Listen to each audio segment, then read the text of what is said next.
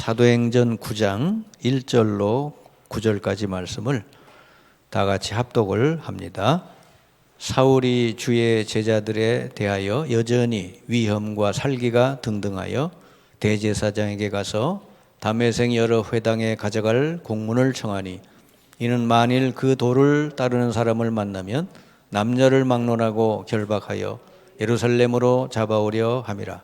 사울이 길을 가다가 다메섹에 가까이 이르더니 호련히 하늘로부터 빛이 그를 둘러 비추는지라. 땅에 엎드러져 들음에 소리가 있어 이르되, 사울아 사울아 내가 어찌하여 나를 박해하느냐 하시거늘, 대답하되 주여 누구시나이까? 이르시되 나는 네가 박해하는 예수라. 너는 일어나 시내로 들어가라. 내가 행할 것을 내게 이를 자가 있느니라 하시니, 같이 가던 사람들은 소리만 듣고 아무도 보지 못하여 말을 못하고 서 있더라. 사울이 땅에서 일어나 눈은 들었으나 아무것도 보지 못하고 사람의 손에 끌려 다메섹으로 들어가서 사흘 동안 보지 못하고 먹지도 마시지도 아니하니라. 아멘. 코로나 때문에 이렇게 현장 예배가 어렵고 많이 모이지 못해서 우리가 자칫 위축될 수가 있는데요. 우리가 눈에 보이는 것만 보고 살면 그렇겠지만은 항상 우리는요, 믿음으로 살아야 돼요. 이 시간에 여기 모인 사람은 적을지 몰라도 우리 집에서 또 모든 현장에서 함께하는 성도들이 있다는 걸 기억하시길 바랍니다. 그리고 전 세계에 오늘 주일날 우리 주의 백성들이 함께 예배하고 있다는 것을 기억하시길 바랍니다. 그래서 우리는 보이는 것을 따라 영향을 받고 사는 게 아니고 믿음을 가지고 보이지 않는 것을 믿고 살아가야 될 줄 믿습니다. 근데 이제 예레미야가 이렇게 복음 전하다가 감옥에 갇히게 됐어요. 예레미야는 인생이 거기서 끝날 수도 있어요. 근데 그때 하나님 주신 말씀이,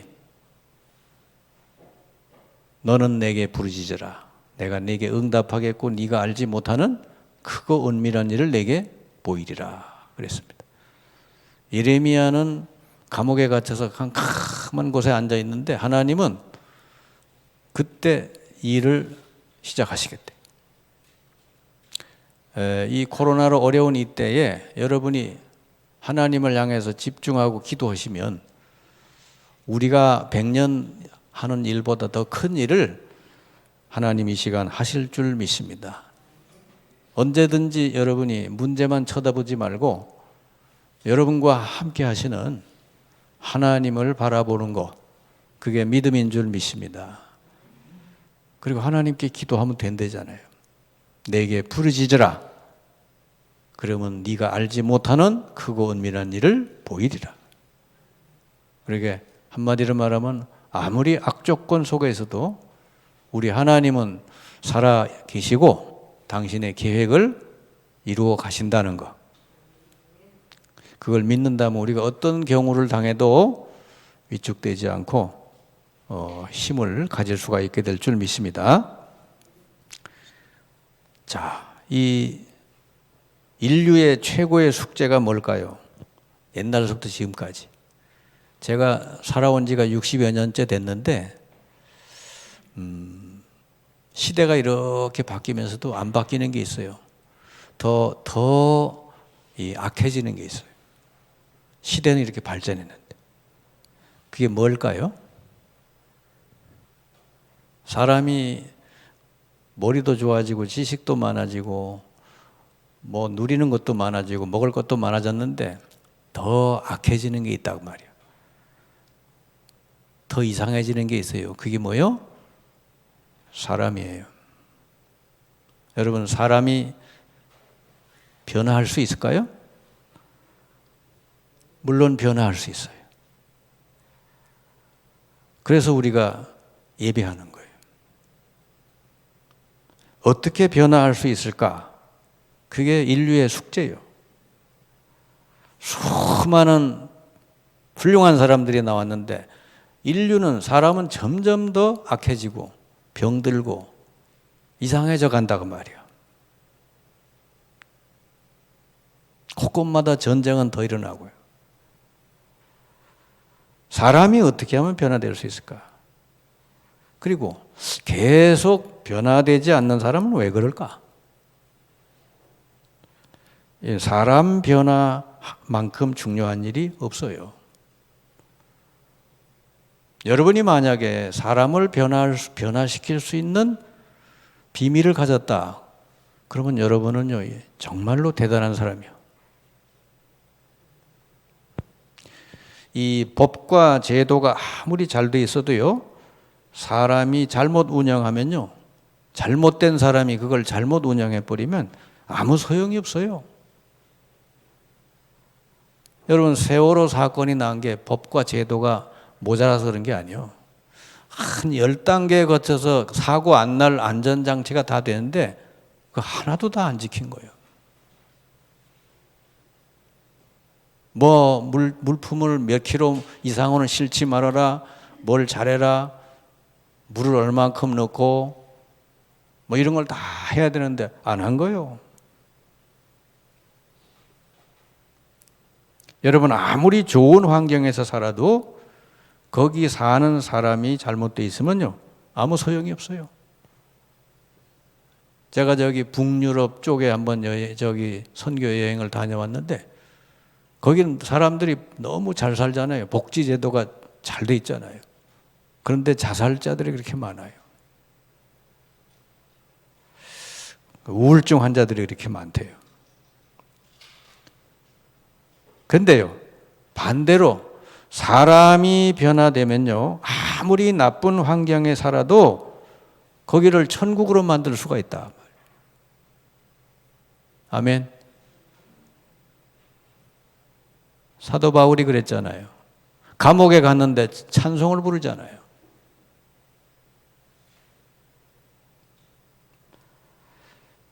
사도 바울만큼 극적으로 변화된 사람도 없어요. 이 사람은요, 엊그제까지 박해자였다가 오늘부로 전도자로 싹 바뀌는 거예요. 성경에 이렇게 변화된 사람 중에 아주 극적으로 바뀐 사람이 사도 바울이에요. 어떻게 그가 그렇게 바뀌었을까? 흔히 이렇게 교인들 중에 이런 사람이 있어요. 나도 바울처럼 부활하신 주님을 만났으면 바뀔 거다. 그런 사람이. 꼭 그렇지 않아요. 부활하신 예수를 직접 만나면 내가 바뀔 거다. 그 얘기는 뭐죠? 그냥 이렇게 보통 예배드리고 말씀 들어서 나는 안 바뀔 거다. 그 말이요. 틀린 얘기입니다. 그것이. 여러분, 이 땅에 부활하신 예수님께 직접 계시를 받았다는 사람들이 많아요. 근데 이 사람들이 다 사도 바울처럼 된 게 아니에요. 이상한 사이비 길로 간 사람들이 많습니다. 우리나라에 자칭 하나님이라는 사람이 14명이고요. 자칭 예수라고 하는 사람들이 20몇 명인가 할 텐데. 예수님께 직접 계시를 받았다는 사람이 얼마나 많은지 몰라. 근데 그 사람들이 이상하거든. 다 사입이란 말이에요. 중요한 게 뭐냐? 바울이 변화되는데 옆에서 도와주는 사람들이 있었다고 말이에요. 어떤 사람이요? 오늘 여기 나와 있죠? 다메섹의 아나니아. 그리고 바나바. 이 두 사람이 바울을 복음으로 잘 양육을 한 것이에요. 그 과정에서 바울이 치유도 되고 변화도 되고 그래요. 여러분, 이런 올바른 양육자가 없이는 바울이 변화될 수가 없어요. 부활하신 주님을 봤다고 해서 당장 바울이 바뀌는 게 아니에요. 그래서요, 물론 다른 사람에 비해서는 부활하신 주님이 직접 바울에게 나타나서 말씀하신 것은 아주 충격적인 사건이죠. 근데 그것만으로 되는 건 아니다. 그 뒤에 아나니아와 바나바가요, 옆에서 잘 도와준 거예요. 복음이 이런 거라고 하는 거죠. 그래서요, 여러분, 제일 중요한 건 뭐냐면 정확한 복음을 잘 듣고 그 복음으로 잘 양육을 해줄 수 있는 사람을 만나는 것입니다. 그래서 이 사도 바울은 아나니아, 바나바 이 사람에 의해서 지속적으로 복음으로 양육을 받아서 변화된 거예요. 그래서 여러분이 이렇게 신앙생활하면서요, 양육을 받고 말씀을 듣고 하는 게 너무 중요하다 말이에요.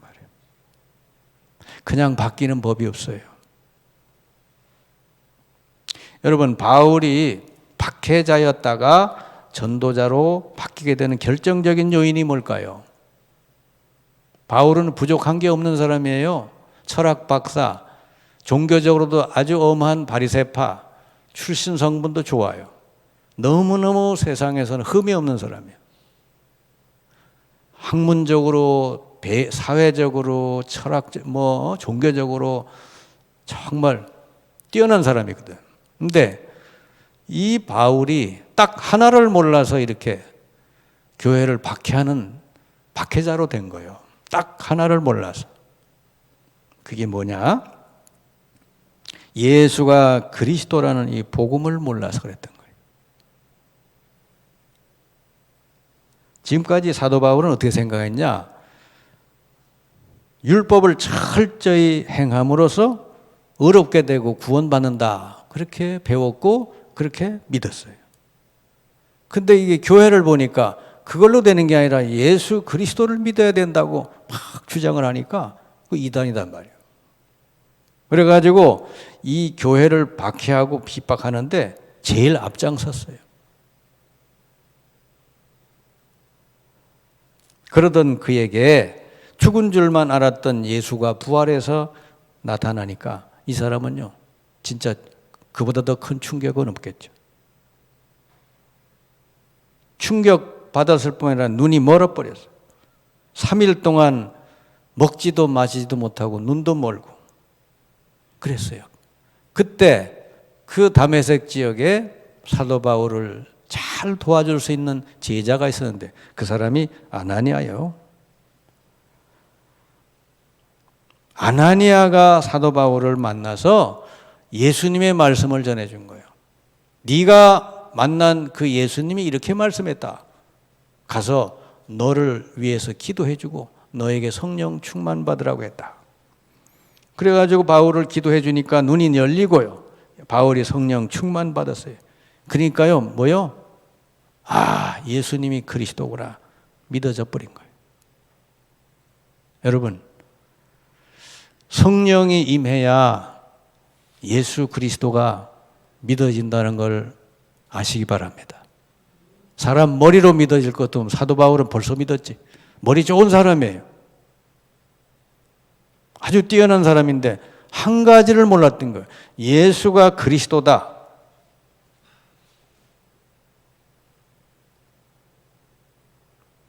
그래서 바울이요, 그 곳에서 며칠 동안 있으면서 양육을 받았다 그랬거든요. 여기 보니까 9장 19절에 나오잖아요. 사울이 다메섹에 있는 제자들과 함께 며칠 있을세 그랬죠.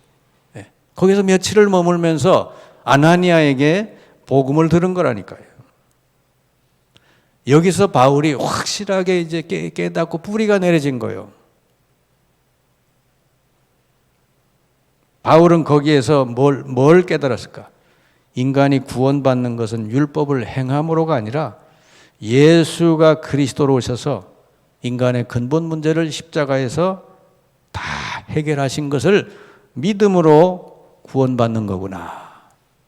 내가 열심히 노력하고 바르게 살고 철저히 율법을 지켜서 구원받는 게 아니고 그리스도께서 오셔서 나 대신 내 죄값으로 십자가에서 죄를 치르시고 또 사탄의 세력을 꺾으시고 하나님 만나는 길을 열어주셨구나. 이걸 깨닫게 됐다니. 그래가지고요, 그 뒤에 보면요, 바울이 며칠 동안 양육을 받고 나는데 바로 가서 각 회당에서 전하는 거예요. 뭘 전했어요? 여기 9장 20절, 21절 나옵니다. 바울이 무슨 얘기를 들었을까? 이걸 보면 아는 거예요.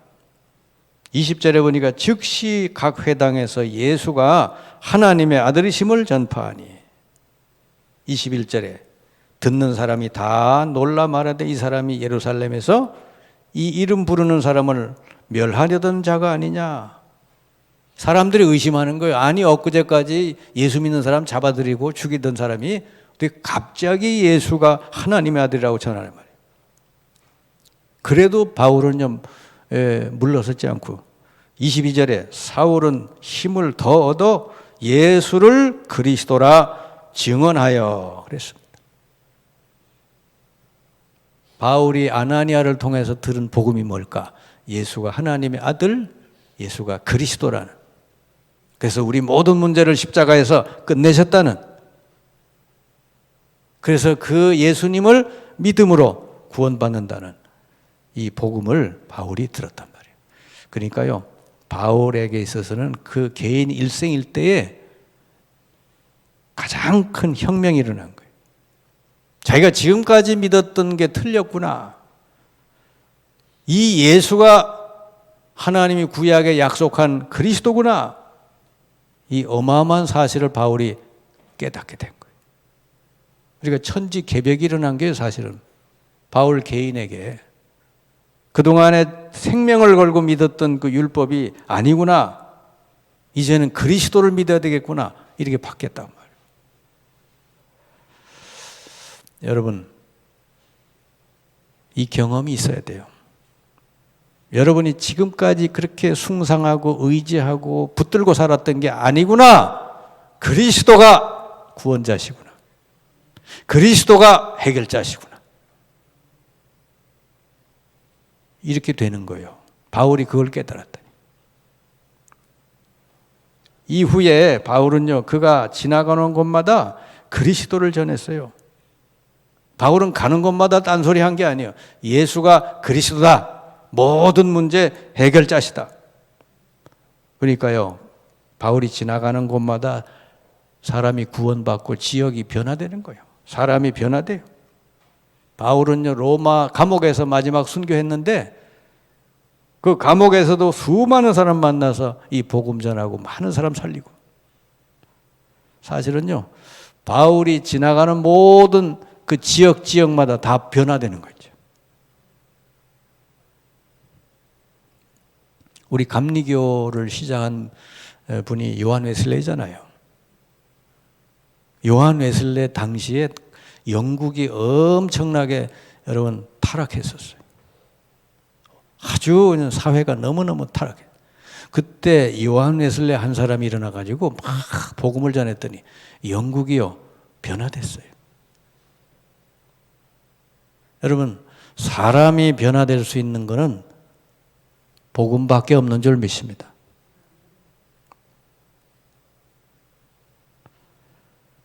여러분, 바울이 유대교의 율법에 빠져 있을 때는 어떻게 됐어요? 그가 한 일이 뭐죠? 수많은 사람을 잡아들이고 죽이는데 앞장섰던 사람이잖아요. 이렇게 그래요. 근데 복음을 다 깨닫고 나니까 그 다음부터는 바울이 지나가는 곳마다 사람을 살려요. 그전에는 사람을 잡아 죽이려고 다녔던 사람인데 이제는 바울이 가는 곳마다 사람을 다 살려. 이게 복음인 줄 믿습니다.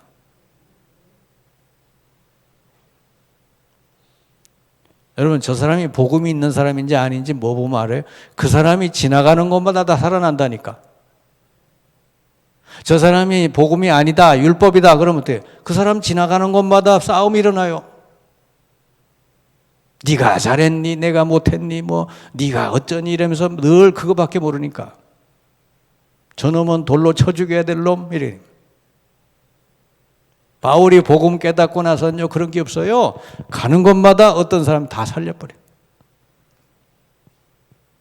여러분, 진짜 여러분이 복음을 깨달았다면 여러분 가는 곳마다 살아나는 역사 일어날 줄 믿습니다.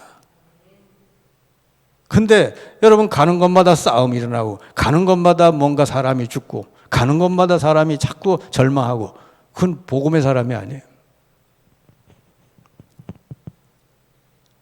여러분 지금도 이 복음을 정확하게 깨닫지 못하면 변화되기 전에 바울처럼 살게 돼 있어요. 머리는 똑똑하고 아는 것도 많고 뭐 가진 것도 많은데 이 사람 지나가는 곳마다 사람이 다 죽어나가. 막 사람이 다 갈라지고 전혀 엉뚱한 삶을 사는 거예요. 여러분 지금도 복음인데 이게 길인 줄 알고 살았는데 그게 아닌 것들이 많다고 말이에요. 똑같이 이렇게 교회 나와서 신앙생활해도 복음을 제대로 못 깨달으면요 바울처럼 돼버려. 바울은 어디요? 율법주의에 탁 빠진 사람이잖아요. 지금도 교회 안에 있어요. 복음은 모르는데 어찌 성경은 그래 잘 알아가지고 많은 사람을 정죄하고 판단하고 비판하고 가르고 이런 일 열심히 하는 사람이 있거든. 교회에서 열심히 싸우고. 그리고 어떤 사람은 신비주의에 빠져. 내가 뭘 봤다 뭘 들었다 그러면서 그냥 내가 예수님께 직접 뭐 들었다 이러면서. 또 어떤 사람은 뭐죠? 복음은 모르는데 종교적인 열심주의. 또 어떤 사람은 이 세상에 이념이 있잖아요. 공산주의냐 민주주의냐 너는 어느 파냐 뭐 늘 그거 따지는 사람이 있어요. 이념에 빠진 사람. 또 어떤 사람은 뭐죠? 세상 철학에서 벗어나지 못한 사람. 그게 인본주의예요. 세상에 여러분 어느 책을 들여다보세요. 예수가 그리스도라고 주장하는 책이 얼마나 되나. 예수가 우리의 주라고 주장하는 책이 얼마나 되냐. 모든 책을 다 읽어보세요. 전부 네가 하나님 되라 그 얘기예요. 네가 주인이 되라 그 얘기예요. 그게 인본주의거든요.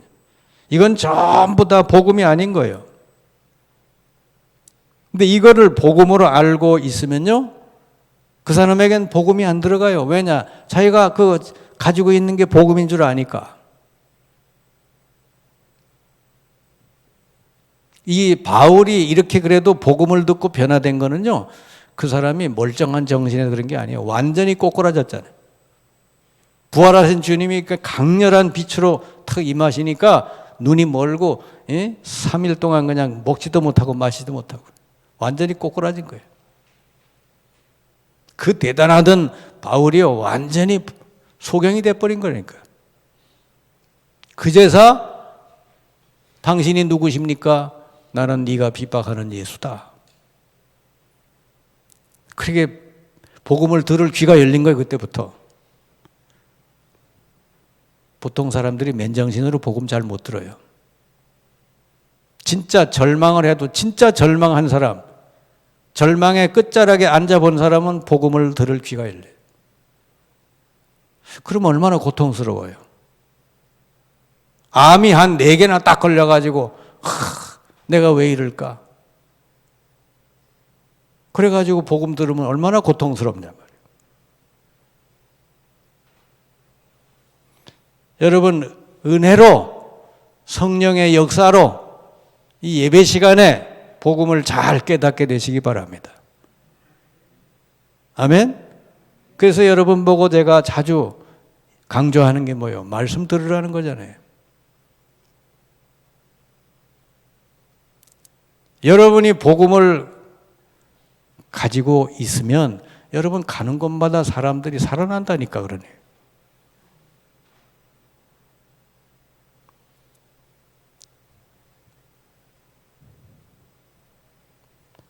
여러분 그래서 사람을 변화시키고 치유하고 살리는 것은 오직 복음으로만 된다는 거 깨달으시길 바랍니다. 오직 예수가 그리스도라고 하는 이 복음, 이걸로만 사람은 변화되고 치유되고 살아난다. 왜 그렇습니까? 이유를 알면 되죠? 예수 그리스도를 여러분이 구주로 마음에 영접하면 무슨 일이 벌어져요? 하나님의 성령이 우리 안에 임하십니다. 그러면 성령이 내 안에 임하면 어떻게 되죠? 복음이 깨달아지게 돼요. 영적인 세계가 이해가 돼요. 하나님의 말씀이 들려오기 시작을 해요. 그래서 여러분, 복음을 깨닫는 건 머리로 아는 게 아니라 성령께서 알게 해주셔야 될 줄 믿습니다. 고린도전서 12장 3절, 누구든지 성령으로 아니하고는 예수를 주라 시인할 수가 없다. 그 예수 그리스도를 내 마음의 주인으로 영접할 때 성령이 내게 임해서 성경 말씀이 이해가 되고 깨달아지고 복음이 깨달아지게 하신다고 말이에요. 그래서 여러분, 저는 어디 가서 전도하잖아요. 누구 만나서 복음 전하잖아요. 절대로 예수 영접하지 않은 사람은 예배 나오지 말라고 그래요. 왜냐? 예배 나와봐야 말씀 들을 수가 없는데 들려오질 않아요. 왜?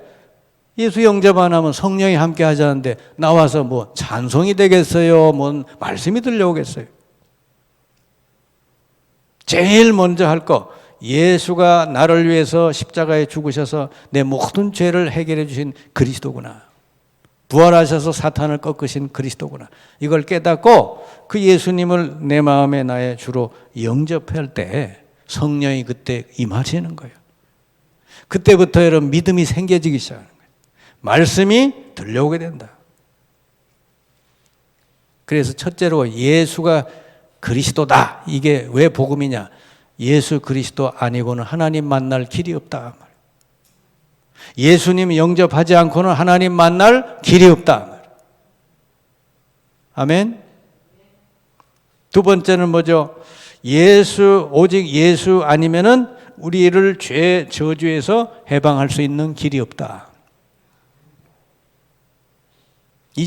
여러분, 왜 아주 착하게 사는데 사람이 막 완전히 실패하고 막 인생이 막 무너지는 사람 있잖아요. 저 사람 저렇게 착하게 살았는데 왜 저럴까?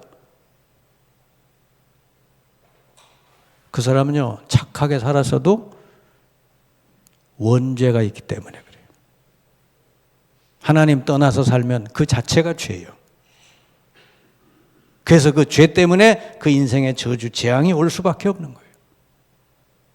근데 여러분이 만약에 예수 그리스도를 구주로 믿고 영접하잖아요. 그러면 죄와 저주, 재앙, 지옥에서부터 해방받아요. 여러분 예수 영접하고 나서요, 여러분 인생의 모든 저주가 끝나버려.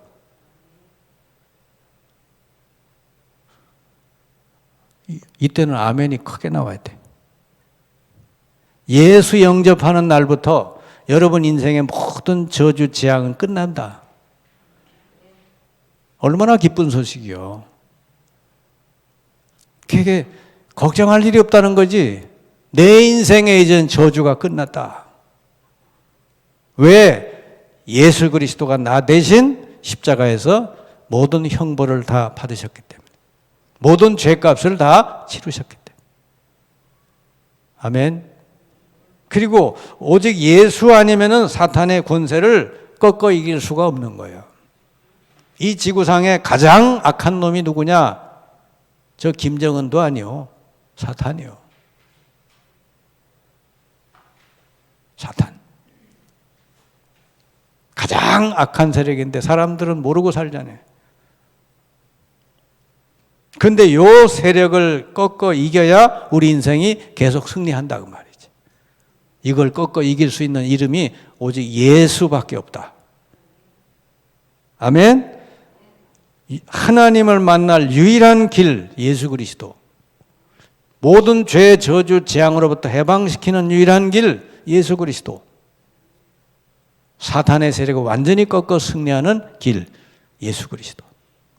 그 예수 그리스도 모르면 인생이 안 되게 돼 있는 거예요. 하나님도 못 만나지, 죄의 저주 해결이 안 되지, 사탄의 권세에서 벗어나지 못하는데 그 인생이 어떻게 잘 되겠냐. 아멘.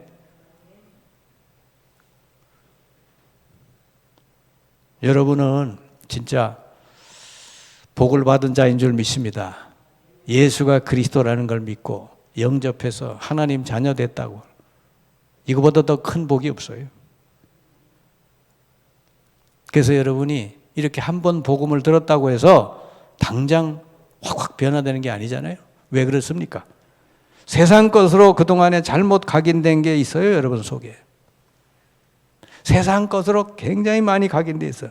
그러니까 이거를 복음으로 계속 바꿔야 돼요. 계속 복음 말씀 들어가지고 자꾸 바꿔야 여러분 치유가 되고요. 그러면 온전하게 변화가 될 줄 믿습니다. 그걸 양육이라고 합니다. 여러분 꾸준히 예배하면서 말씀 꾸준히 듣고 기도하고 그래야 여러분이 완전 복음으로 바뀐다. 그렇게 되시길 바랍니다. 그리고 이제는 예수 영접했으면 이제는 뭐죠? 신앙생활이잖아요. 예수 영접, 하나님 자녀 됐으면 이제 신앙생활을 하는 건데 어떻게 하는 게 신앙생활이냐? 사람들은 착각을 해요. 아, 내가 말씀대로 살면 내가 손해볼 거야. 그래요. 거꾸로 생각한 거예요. 베드로가 고기 잡는데 베테랑이잖아요. 근데 그날따라 한 마리도 못 잡았어요. 근데 예수님이 새벽에 오셔가지고 야, 저기 깊은 데 가서 그물을 내려봐라. 베드로가 그때 뭐라 그래요? 내가 밤새워 한 마리도 못 잡았지만 주님의 말씀에 의지해서 그물을 내리리다. 내렸어요. 어떻게 됐어요? 그물이 찢어질 정도로 잡혔다. 여러분 주님의 말씀을 따라 살면 손해보는 게 아니고 여러분 인생이 그물이 넘치게 될 줄 믿습니다. 이걸 경험을 해야지.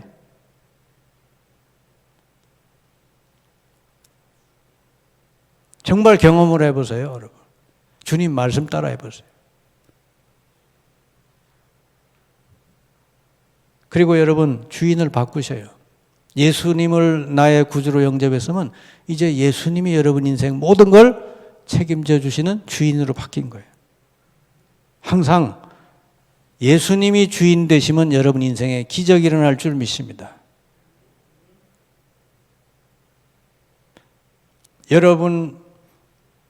여러분이 주인 노릇하면요 진짜 힘들어요. 사탄을 이길 수가 없어요. 그런데 예수님이 주인 되시면요 모든 것 승리요. 그러니까 여러분 가정이든지 자녀든지 경제든지 뭐든데 예수께서 주인이 되어 역사해달라고 그렇게 기도하시기 바랍니다. 그러면 돼요. 그리고 여러분 안에 그리스도 외에 모든 우상을 다 버리세요. 그리스도만이 여러분 중심에 딱 계시게 하시. 그리스도 말고 여러분이 뭔가 숭상하는 게 있으면 다 버리세요. 그럴 때 하나님은요 모든 것으로 여러분을 채워주실 줄 믿습니다. 아브라함에게 네 자식을 제물로 바쳐라 그랬을 때 하나님이 자식을 가져간 게 아니잖아요. 자식을 다시 돌려주는데 어떻게 돌려줍니까? 예수 그리스도를 제대로 깨달은 아들로 해서 돌려준단 말이에요. 순양을 자기 대신 드리잖아요. 그래서 여러분 그리스도를 이제부터 잘 누리시기 바랍니다. 여러분 안에 계신 그리스도 어마어마한 분이 계셔요. 잘 누리면 되는데 어떻게? 예수 이름으로 성령 충만하게 해달라고 기도하시면 돼요. 하나님은 우리 하나님 자녀에게 성령 충만 주시겠다고 그랬어요. 그리고 날마다 내게 성령으로 충만하게 해달라. 그리고 천군 천사를 보내서 내 모든 가는 길에 문을 열어달라고. 그리고 내 모든 가는 곳마다 흑암 세력, 사탄의 세력 예수 이름으로 떠나가도록 기도하고요. 그렇게 꾸준히 해보세요. 날마다 여러분 안에 계신 그리스도를 누리시란 말이에요. 그러면 어떻게 돼요? 여러분이 하나님 문을 열어주셔요. 여러분 앞에 하나님이 진짜 문을 열어주셔. 그때 그리로 가면 되는 거예요. 그러면요 거기에 놀라운 역사들이 일어납니다. 여러분 안에는 그리스도께서 성령으로 계셔요. 그래서 날마다 이걸 누리시면 돼요. 그러면 앞으로 여러분의 삶이 하나님께 큰 영광 돌릴 수 있도록 하나님이 인도하실 줄 믿습니다. 네. 여러분이 날마다 정말 이 그리스도를 누리면서 그리스도 몰라 죽어가는 많은 영혼들을 살리시기를 주님의 이름으로 축원합니다. 기도하겠습니다. 주님 감사합니다. 저희들을 먼저 택하시고 부르셔서 예수가 그리스도임을 알고 믿게 하셔서 하나님 자녀로 삼아주시고 이 지금까지 하나님 은혜 가운데 살게 하시니 감사를 드립니다. 이제는 우리 인생이 저주, 재앙, 모든 사탄의 권세에서 벗어나서 날마다 성령 인도받고 성령 충만받을 수 있는 자녀가 되사오니 날마다 누리면서 이 땅을 살리게 해 주옵소서. 예수 그리스도의 이름으로 기도하옵나이다. 아멘.